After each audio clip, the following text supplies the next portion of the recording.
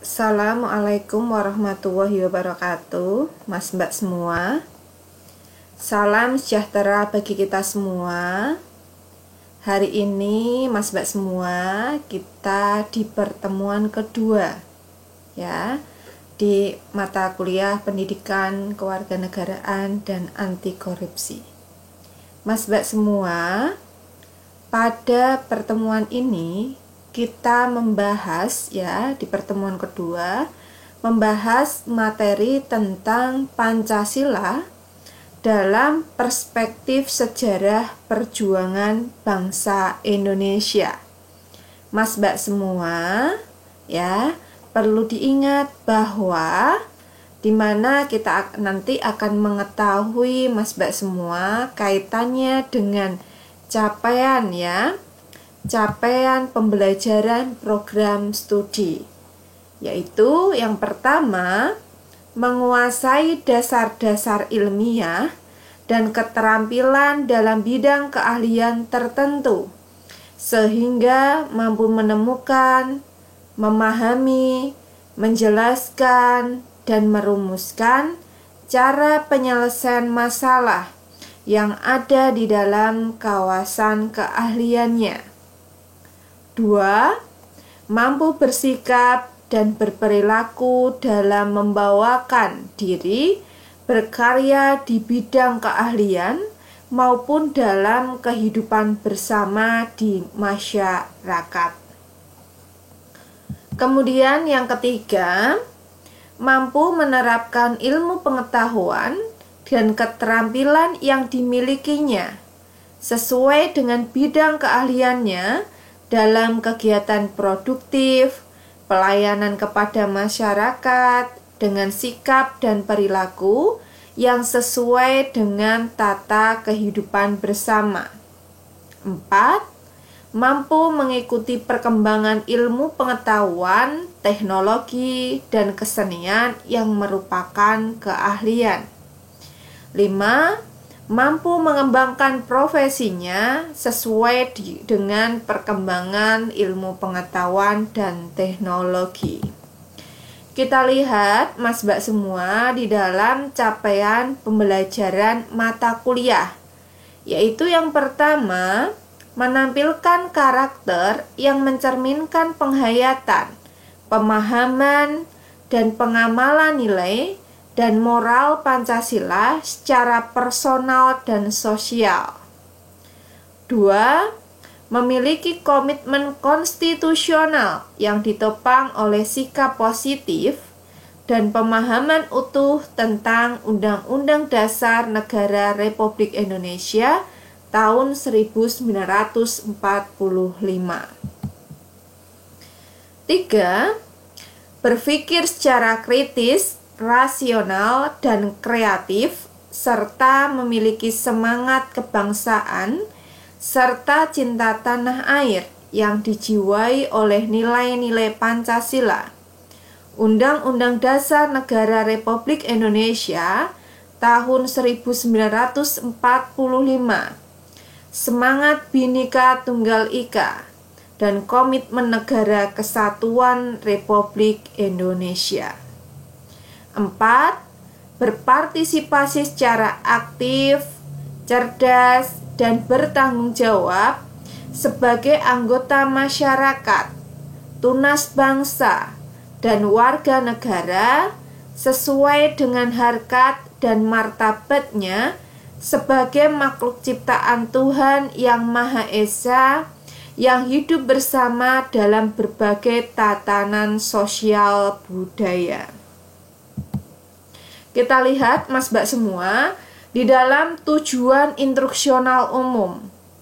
Mahasiswa dapat mengerti, memahami, mendalami, menghayati, serta menjelaskan tentang Pancasila sebagai sejarah perjuangan bangsa Indonesia, masa kejayaan nasional dan masa melawan penjajah, arti proklamasi kemerdekaan, cara mempertahankan dan mengisi kemerdekaan.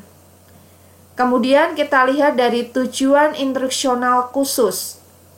Mahasiswa mampu menjelaskan Pancasila dalam perspektif sejarah perjuangan bangsa Indonesia. Mas Mbak semua, kita lihat dari perkembangan singkat kerajaan kuno di Indonesia. Kerajaan Hindu-Buddha di Indonesia merupakan bukti sejarah peradaban masyarakat Nusantara. Maksud dari kerajaan Hindu-Buddha itu sendiri adalah kerajaan-kerajaan yang memiliki corak agama Hindu atau agama Buddha. Salah satu penyebab adanya pengaruh agama Hindu-Buddha pada kerajaan Indonesia adalah lokasi Indonesia yang strategis. Indonesia yang merupakan negara kepulauan, diapit oleh 2 benua dan diapit oleh 2 samudra yang membuat negara ini mudah dilalui oleh pedagang dari Tiongkok dan India. Mas Mbak semua, Anda sudah mengetahui di mana kerajaan Hindu-Buddha ini, bahwa kerajaan Hindu-Buddha itu adalah kerajaan-kerajaan yang memiliki corak yang memiliki corak Hindu dan Buddha seperti itu. Kemudian kerajaan Hindu-Buddha di Indonesia. Kerajaan bercorak Hindu yang tertua di Indonesia adalah Kerajaan Kutai. Beberapa sumber memperkirakan bahwa Kerajaan Kutai mulai berdiri sekitar tahun 400 sampai 500 Masehi di hulu Sungai Mahakam, Kalimantan Timur. Selain menjadi kerajaan Hindu yang paling tua di Indonesia, Kerajaan Kutai pun dikatakan sebagai kerajaan Hindu tertua yang ada di seluruh Asia Tenggara. Salah satu bukti sejarah dari peradaban Kerajaan Kutai adanya prasasti Yupa. Kemudian kerajaan bercorak Buddha yang tertua di Indonesia adalah Kerajaan Sriwijaya. Agama Buddha diperkirakan mulai masuk ke Indonesia pada abad ke-5 yang dibawa oleh seseorang dari Tiongkok yang bernama Fa Shen. Kerajaan Sriwijaya itu sendiri diperkirakan mulai berdiri pada abad ke-7. Kerajaan Sriwijaya mencapai masa kejayaannya di bawah pemerintahan Raja Balaputra Dewa. Bersama sang Raja Balaputra Dewa, Sriwijaya sangat berkembang di bidang ekonomi, pendidikan, dan juga budaya. Saat itu, Balaputra Dewa berupaya untuk membuat jalur armada laut yang kuat agar jalur pelayaran di Sriwijaya menjadi aman.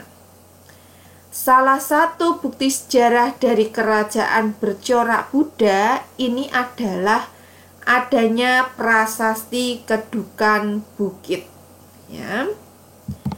Selain prasasti, adapun peninggalan sejarah kerajaan Hindu-Buddha di Indonesia adalah berupa bangunan sejarah atau yang biasa kita sebut candi.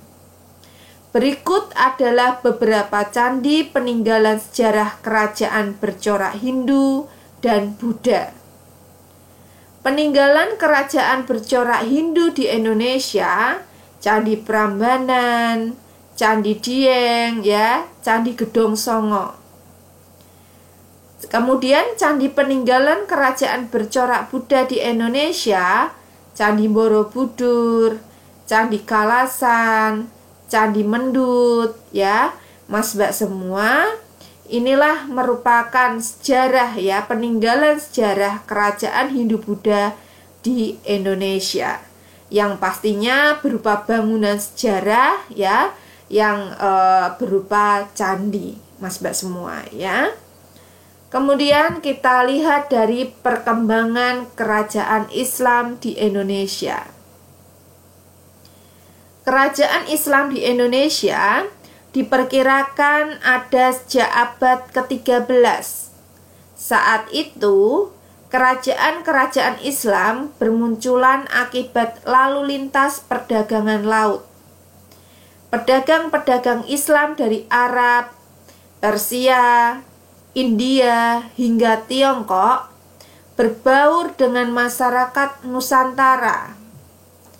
Masuknya agama Islam ke Nusantara itu lewat perdagangan ini, kemudian turut membawa banyak perubahan dari sisi budaya hingga pemerintahan.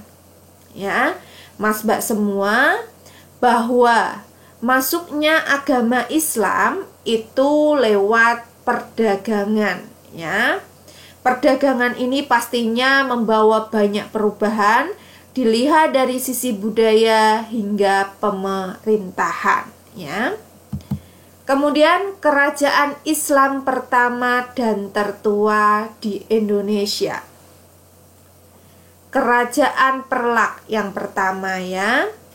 Kerajaan Perlak ini, ya, atau Kesultanan Perlak merupakan kerajaan Islam di Indonesia yang terletak di Perlak, Aceh Timur, ya, pada 840 sampai 1292 Masehi. Perlak merupakan wilayah yang dikenal memproduksi kayu perlak yang merupakan bahan baku pembuatan kapal. Inilah Mas Mbak semua yang kita ketahui bahwa kerajaan Islam pertama itu adalah, dan di Indonesia ini kita lihat yang pertama adalah kerajaan Perlak. Bukti sejarah yang memperkuat kerajaan Perlak, ya, yakni makam salah satu raja benua negara bagian Kesultanan Perlak yang terletak di pinggir sungai Trenggulon. Diyakini batu nisan pada makam tersebut dibuat pada abad ke-11 Masehi. 2. Kerajaan Ternate. Kerajaan Gapi atau lebih dikenal sebagai Kerajaan Ternate terletak di Maluku Utara. Kerajaan yang didirikan oleh Sultan marhum pada 1257 ini merupakan salah satu kerajaan Islam tertua di Indonesia.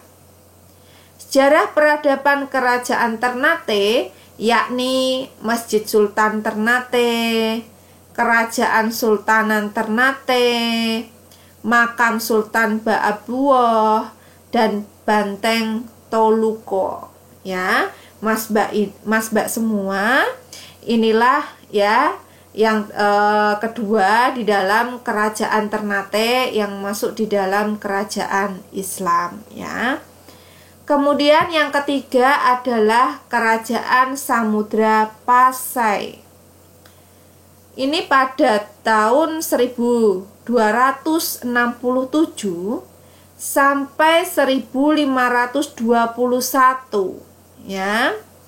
Kerajaan Samudra Pasai merupakan salah satu kerajaan Islam tertua di Indonesia yang didirikan oleh Murah Silu atau lebih dikenal sebagai Sultan Malik Al-Saleh pada 1267.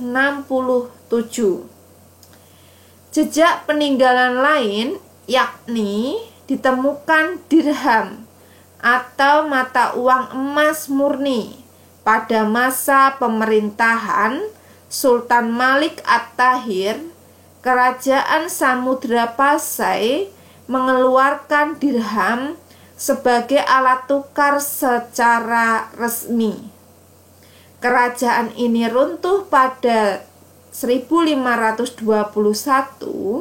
akibat perebutan kekuasaan, perang saudara, dan diserang Portugis. 4. Kerajaan Goa. 1300 sampai 1945. Kerajaan Goa adalah kerajaan yang berkembang pesat di Sulawesi Selatan karena letaknya yang berada di tengah jalur pelayaran yang strategis. Di wilayah ini, mayoritas dihuni oleh masyarakat suku Makassar. Kemudian kerajaan Islam Makassar ini gemar menyebarkan dakwah Islam. Masa puncak kejayaan kerajaan Islam Makassar ini ialah pada saat pemerintahan Sultan Hasanuddin. Sultan Hasanuddin adalah cucu dari Sultan Alauddin. Musim Bala Lampoa, Banteng Fort Rotterdam, dan Banteng Somba Opu. Inilah Mas Mbak semua, di mana kita mengetahui yang keempat adalah kerajaan Goa. Kemudian di sini kita nanti akan mengetahui di dalam kerajaan Goa itu tinggal di wilayah maritim itu membuat sebagian besar masyarakat Goa bermata pencarian sebagai nelayan dan pedagang. Masyarakat Goa juga dikenal sebagai pembuat kapal pinisi dan lombo yang hingga kini terkenal hingga mancanegara. Beberapa peninggalan kerajaan Goa masih ada yang utuh hingga saat ini dan menjelma menjadi tempat wisata yang dilindungi seperti Masjid Tua Kutangka, Istana Tamalate. Inilah Mas Mbak semua yang merupakan peninggalan dari kerajaan Goa. 5 yaitu Kesultanan Malaka. Kesultanan Malaka atau Melaka merupakan kerajaan Islam Melayu yang terletak di tanah Malaka. Kerajaan ini pertama kali didirikan oleh para Meswara pada tahun 1405. Kesultanan Malaka terletak sebagai penguasa jalur pelayaran dan perdagangan di Selat Malaka sekitar abad 15. Peninggalan kerajaan Malaka yang masih berdiri sampai sekarang antara lain Masjid Raya Baitur Rahman Aceh dan Masjid Agung Delhi. 6 adalah Kerajaan Islam Cirebon. Kerajaan Cirebon atau Kesultanan Cirebon adalah kesultanan Islam yang cukup besar di Jawa Barat pada abad 15 sampai 16 Masehi. Lokasinya yang berada di pantai utara Pulau Jawa menjadikan kerajaan Cirebon sebagai jalur perdagangan dan pelayaran yang penting. Peninggalan kerajaan Cirebon yang paling terkenal yakni Keraton Kasepuhan Cirebon, Keraton Keprabon, Patung Harimau Putih, Bangunan Mandel, dan Kereta Kesepuhan Singabaron dan Mangkok Kayu Berukir. Ya, Mas Mbak semua, inilah merupakan peninggalan kerajaan Cirebon. Ya. Kemudian kita lihat yaitu yang ketujuh adalah Kerajaan Demak. 1478 sampai 1554. Kerajaan Demak merupakan kerajaan Islam pertama dan terbesar di pesisir Pulau Jawa. Kerajaan yang berdiri pada tahun 1478 ini dipimpin oleh Raden Patah. Kerajaan Demak merupakan pelopor penyebaran agama Islam di Nusantara lantaran dukungan para wali songo. Kemunculan Kerajaan Demak terjadi pada masa kemunduran Kerajaan Majapahit. Beberapa wilayah kekuasaan Majapahit memisahkan diri. Kerajaan ini tercatat memiliki 5 raja tersohor yang pernah berkuasa, seperti Raden Patah, Pati Yunus, Sultan Trenggono, Sunan Prawata, dan Arya Panangsang. Pada masa kejayaannya, Kerajaan Demak ini tidak tersaingi. Kemunduran Kerajaan Demak dipicu oleh perang saudara antara Pangeran Surowiyoto dan Trenggono yang berujung saling bunuh dan merebut tahta. Kemudian pada tahun 1557, Kerajaan Demak runtuh akibat pemberontakan Jakatingkir yang berhasil mengalihkan pusat kekuasaan ke daerah Pajang dan mendirikan Kerajaan Pajang. 8 adalah Kerajaan Islam Banten. Kerajaan Banten pernah berjaya di tanah Pasundan, Banten pada 1526. Sultan pertama Kerajaan Banten adalah Sultan Maulana Hasanuddin yang merupakan anak dari Sunan Gunung Jati. Runtuhnya Kesultanan Banten salah satunya diakibatkan oleh perang saudara. Anak dari Sultan Ageng Tirtayasa, yakni Sultan Haji, berusaha merebut kekuasaan dari tangan sang ayah. 9 yaitu Kerajaan Pajang. 1568 sampai 1586. Kerajaan Pajang berdiri sebagai kelanjutan Kerajaan Demak usai mengalami keruntuhan. Kerajaan yang berpusat di Jawa Tengah ini didirikan Sultan Hadiwijaya atau dikenal sebagai Jakatingkir yang berasal lereng Gunung Merapi. Jakatingkir merupakan menantu Sultan Trenggono yang diberi kekuasaan di Pajang. Usai merebut kekuasaan Demak dari Arya Panangsang, seluruh kekuasaan dan benda pusaka Demak dipindahkan ke Pajang. Jakatingkir mendapat gelar Sultan Hadiwijaya dan sekaligus menjadi raja pertama Kerajaan Pajang. Mas Mbak semua, inilah kita lihat yaitu di dalam Kerajaan Pajang, di mana Kerajaan Pajang ini ya pastinya Kerajaan Demak, kelanjutan dari Kerajaan Demak yang mengalami keruntuhan.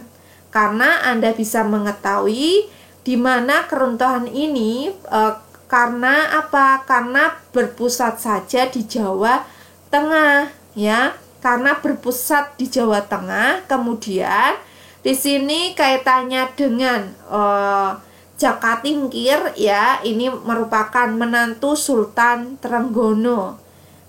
Pastinya adanya kekuasaan, ya, di mana kekuasaan Demak ini kaitannya dari Arya Panangsang.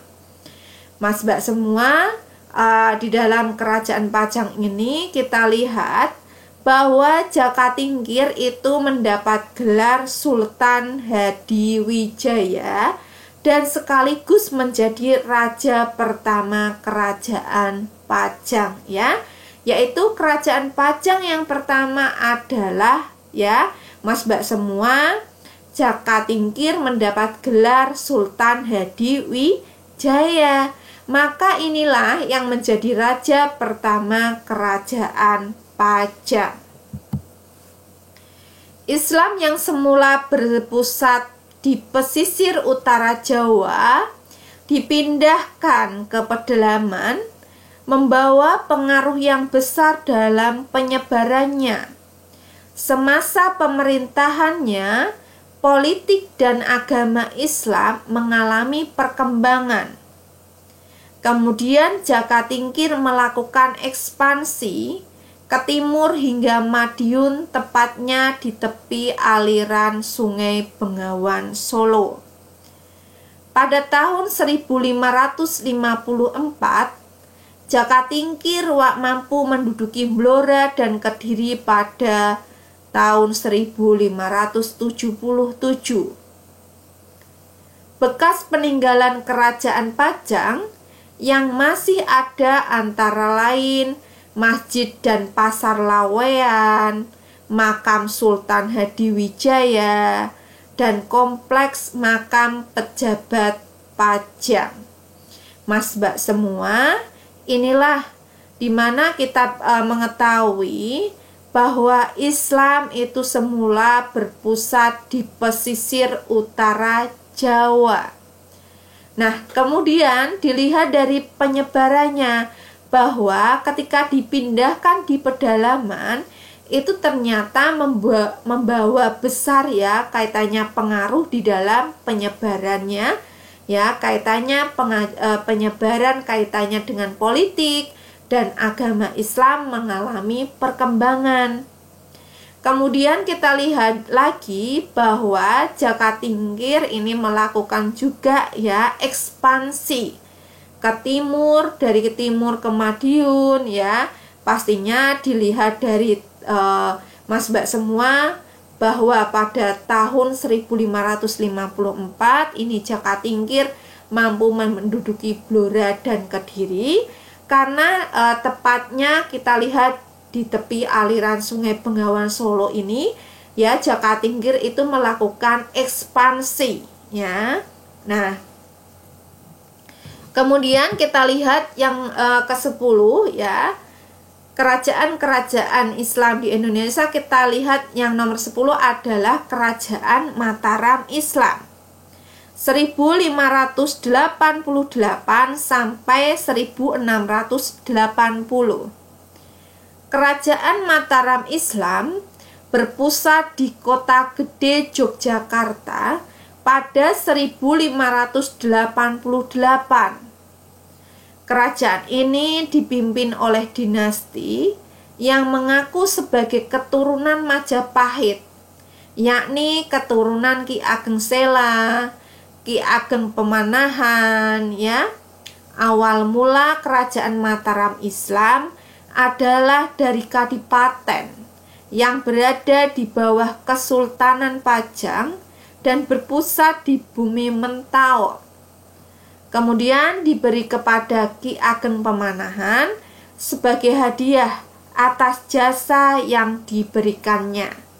Mas Mbak semua, kita lihat bahwa Kerajaan Mataram Islam ini mengalami perpecahan usai konflik politik dan mengakibatkan pembagian wilayah kekuasaan, yaitu Kesultanan Yogyakarta dan Kesunanan Surakarta yang tertuang dalam Perjanjian Giyanti. Peninggalan kerajaan yang hingga kini masih dapat dijumpai adalah Masjid Agung Gede Kauman, Masjid Kota Gede, Masjid Patok Negara Sultoni Ploso Kuning, Masjid Agung Surakarta, dan Masjid Al-Fatih Kepatihan Solo. Batas administrasi wilayah dan aksara Jawa Hana Caraka. Kita lihat Mas Mbak semua perjuangan bangsa Indonesia melawan penjajah. Sejarah Indonesia penuh dengan perjuangan menentang penjajah. Perjuangan untuk memperoleh kemerdekaan Indonesia merupakan rangkaian peristiwa panjang yang didukung oleh seluruh lapisan masyarakat yang berdasarkan nasionalisme.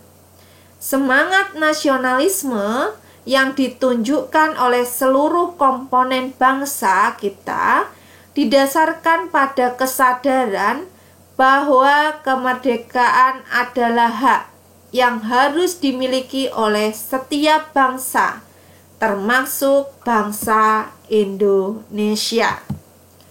Hal ini juga sejalan dengan persamaan derajat, harkat, dan martabat, serta hak dan kewajiban yang sama sebagai bagian dari bangsa Indonesia. Proklamasi adalah puncak perjuangan bangsa Indonesia dalam membebas belenggu penjajahan sejak bertahun-tahun lamanya. Pada akhirnya, harapan untuk merdeka terwujud dan dicetuskan proklamasi kemerdekaan Indonesia pada 17 Agustus 1945. Lahirlah Indonesia menjadi suatu negara dan bangsa yang merdeka. Kekosongan kekuasaan yang dialami bangsa Indonesia ketika kekalahan Jepang dalam Perang Asia Timur Raya adalah sebuah awal terjadinya proklamasi. Namun luasnya wilayah Indonesia dan kurangnya sarana komunikasi menjadi sebuah personal dalam penyebaran proklamasi kemerdekaan. Hal inilah menjadi celah yang dimanfaatkan oleh Belanda dalam upaya ingin mengambil kembali kekuasaan terhadap Indonesia. Tahun 1945 sampai 1949 merupakan momen krusial bagi perjuangan bangsa Indonesia. Momen krusial yang dimaksud di sini adalah perang secara fisik. Hak-hak Indonesia kemerdekaan ditunjukkan oleh pengorbanan-pengorbanan yang luar biasa. Banyak semboyan-semboyan heroik yang dibuat untuk mempertahankan kemerdekaan Indonesia. Seperti sekali merdeka, tetap merdeka. Lebih baik mati berkalang tanah daripada hidup dijajah. Merdeka atau mati. Imperialisme Gute Herz, ya. Situasi perjuangan semakin meningkat setelah sekutu dipimpin Kelly mengeluarkan maklumat yang berisikan larangan memegang senjata kepada bangsa Indonesia dan harus menyerahkan kepada Inggris. Maklumat itu akhirnya mengakibatkan meletuslah berbagai bentrok fisik antara pemuda Republik dengan pasukan sekutu yang mengakibatkan kota Medan tidak kondusif lagi. Akhirnya lembaga pemerintah dipindahkan ke Pematang Siantar. Kota Pematang Siantar adalah kota terbesar kedua setelah Medan. Ditinjau secara geografi, letak Pematang Siantar sangat strategis, baik dari segi politik dan pertahanan, serta dari sudut pandang ekonomi. Pematang Siantar memiliki kekayaan alam yang dapat menunjang perekonomian, seperti pesatnya pertumbuhan usaha perkebunan yang menjadi basis perekonomian, menyebabkan kota ini juga menjadi salah satu kota incaran Belanda untuk dijadikan sumber pembiayaan perang. Pada tahun 1945 sampai 1949, daerah Pematang Siantar memainkan peran penting dalam sejarah Sumatera. Ketika pusat pemerintahan Republik dipindahkan ke Siantar, maka Siantar menjadi kota yang paling sibuk, yang sangat sibuk sekali. Di kota ini, berbagai kebijakan politik dan ekonomi Republik di Sumatera ditetapkan. Di kota ini juga diatur strategi dan pembagian logistik militer dilakukan untuk mendukung operasi militer di garis ban front Medan area. Mas Mbak semua, setelah kita mempelajari tentang kerajaan dan sejarah ya, pastinya sejarah Indonesia, Mas Mbak semua kaitannya dengan kerajaan Hindu-Buddha, tentang sejarah kerajaan Islam, kemudian kaitannya dengan perang kemerdekaan ya. Mas Mbak semua, silahkan Anda menjawab pertanyaan di bawah ini. Yang pertama, jelaskan sejarah kerajaan Hindu dan Buddha di Indonesia. 2. Jelaskan sejarah kerajaan Islam di Indonesia. 3. Jelaskan latar belakang terjadinya perang kemerdekaan di Pemantang Siantar. Mas Mbak semua, terima kasih atas perhatiannya. Mohon maaf apabila ada salah-salah kata. Sukses selalu Mas Mbak semua ya. Terima kasih atas perhatiannya. Salam sehat, salam bahagia. Terima kasih. Assalamualaikum warahmatullahi wabarakatuh.